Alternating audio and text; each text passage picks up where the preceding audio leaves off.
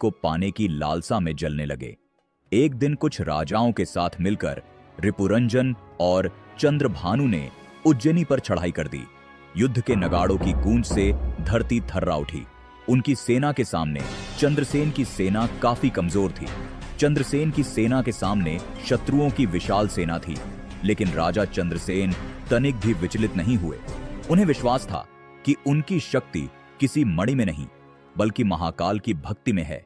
इसलिए उन्होंने शस्त्र नहीं उठाए, बल्कि एक तपस्वी की तरह महाकाल वन की ओर बढ़ गए, जहां उन्होंने आंखें मूंद लीं और भगवान शिव के ध्यान में लीन हो गए।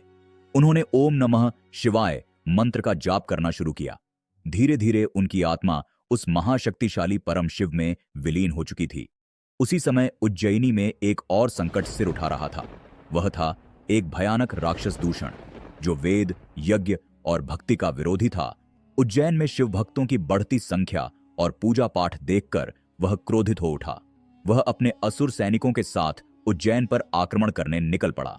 उसकी मंशा शिव भक्तों का अंत करना, मंदिरों को तोड़ना और भक्ति की जड़ें उखाड़ फेंकना और खुद को भगवान घोषित करना था। उसने उज्जैन की जनता पर अत्याचार करना शुरू कर दिया, जिसकी वजह से अवंतिका यानी कि उज्जैन की जनता में हाहाकार मच गया और वह यहां वहां अपनी जान बचाकर भागने लगे। अब अवंतिका दो दिशाओं से घिर चुकी थी, एक ओर लोभी राजा और दूसरी ओर राक्षसी शक्ति।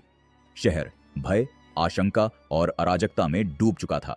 इसी दौरान आक्रमण के भय के कारण अवंतिका के एक कोने से एक विधवा गोपी अपने 5 साल के बेटे के साथ आश्रय की तलाश में भटकती हुई उसी महाकाल वन में पहुंच गई।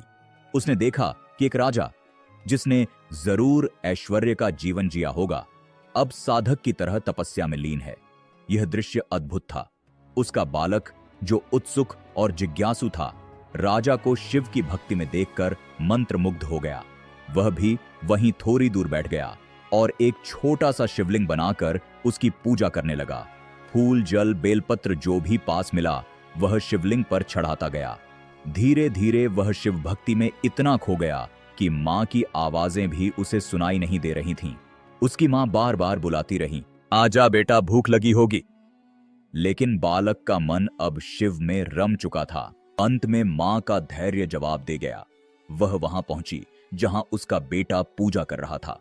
क्रोध में आकर उसने पूजा की सारी सामग्री फेंक दी और बालक को पीटने लगी। यह क्या पागलपन है?